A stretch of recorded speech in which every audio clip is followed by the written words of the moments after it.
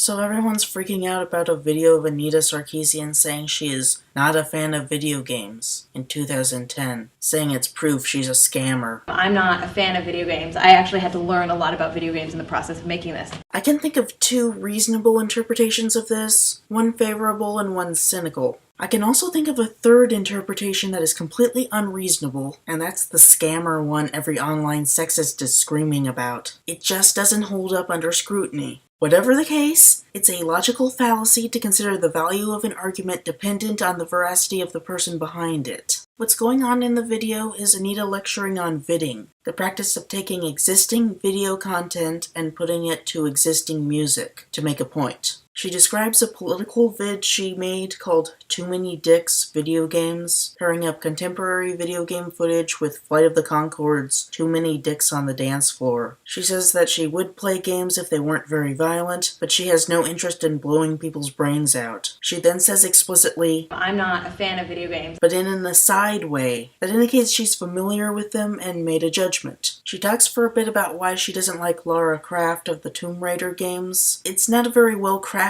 argument because she's just rambling the way teachers do. She's saying things as she thinks of them. Reasonable interpretation number one. She was always a fan to some degree and just misspoke. I personally think she got into video games as a kid and kept up with games primarily within the realm of family-friendly games that many wouldn't consider serious games, like Wii Sports. She likely played other games like Tomb Raider just to experience more of the culture. I wouldn't consider myself a movie buff, but I do rent old movies just to familiarize myself with the cultural products. I wouldn't consider myself a fan of Alfred Hitchcock, implying active appreciation, but I have watched a lot of his movies. I can spot homages. Ben Gillette defines atheism as a lack of active belief in God, instead of active belief in a lack of God, and he designates most Americans atheists because of this. Likewise, we can define the state of not a fan as a lack of active appreciation, instead of the presence of active dislike. I think she picks around gaming products to find things she likes and is not a fan of the contemporary products in general, and so declared herself not a fan of video games in a general sense. Remember that she was just saying random things, not bothering to phrase them so as to paint an accurate picture as she would in a composed argument. I think she started looking at some contemporary serious games like Bayonetta specifically for critique on feminist frequency, in the way that I would rent certain movies like Transformers to critique on going rampant.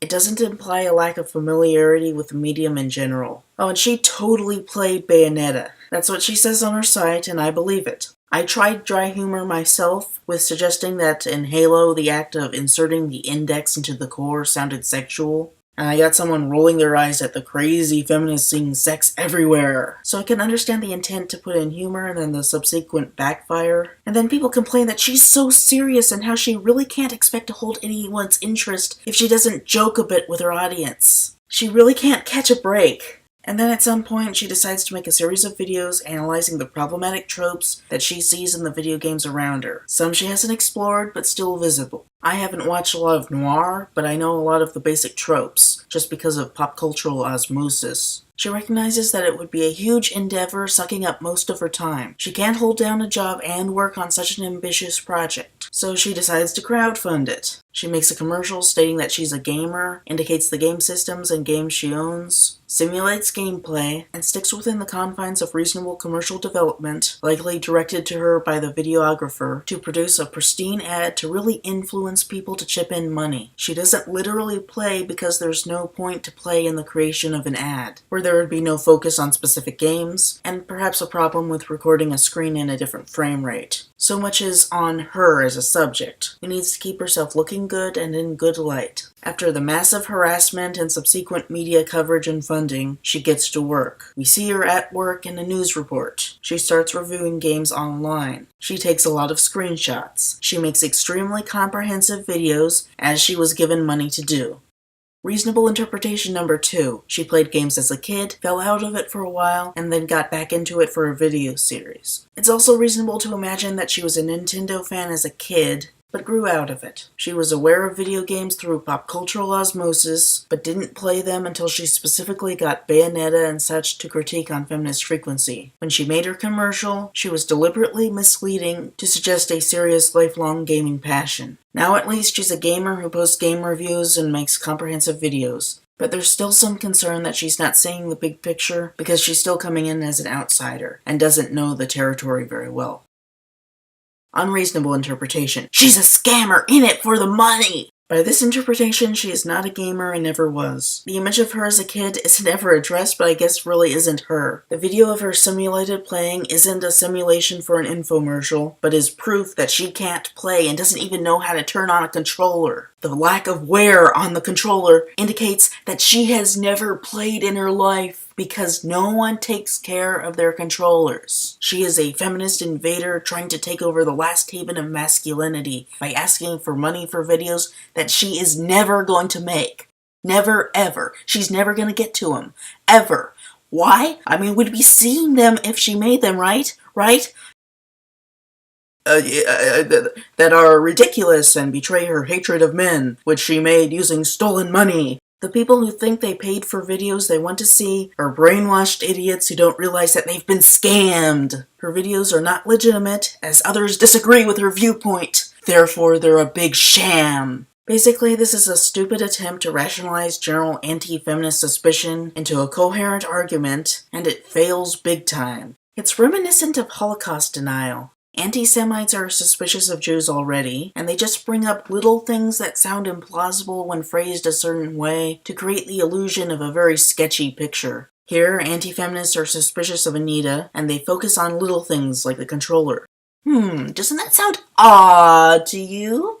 Would a real gamer have that trouble? Do we really think a Jewish feminist would be a gamer? To present the idea that she's a scammer. For a while, I would say that it was at least possible, in a Russell's Teapot way, that she could be a scammer. She'd spent a while between making her Kickstarter and putting out videos, and in that span, it could appear that she wasn't doing anything. I thought it was stupid to think that way because she was clearly promoting her ideas and essentially building her brand, but it was possible. Now that she's making the videos, however, there's nothing to it. It's like a Halo fan talking about all the delays Halo 2 went through and suggesting it'll never come out. It was stupid in 2003, but it would be ridiculous to say now that Bungie Studios is a bunch of scammers because of it, or saying that Halo 3 will never come out because look at the behind-the-scenes videos, they were released out of order. Look at Jaime Grisimer's weight. Sure, Halo 3 was released, but don't the little things look odd? Also, voice actor Laura Prepon is a Jew. The best anyone can say to support the scammer idea is that the people who gave her money don't know what they want. That is a bit like saying, I didn't vote for Obama, therefore everyone who did vote for him didn't get what they wanted when he won, and Obama's a scammer because he's not a conservative. I would want my leader to be a conservative, so because their leader isn't a conservative, he's a scammer. It's fine to have a different opinion, but yelling about scams is something else entirely. It's extremely disrespectful by saying your opinion is the only one that matters. Finally, even if she were a scammer, that still wouldn't count as a refutation of her arguments. Who the person is casts no value on their arguments. Thinking otherwise is the ad hominem fallacy. It's like when people try to attack something by associating it with Hitler. You know who drove a VW too? Hitler. You know who was a painter too? Hitler. You know who loved his mother too? Hitler. It's a crappy argument trying to make people associate random things people do with the evil of a person whose evil had nothing to do with the subject at hand.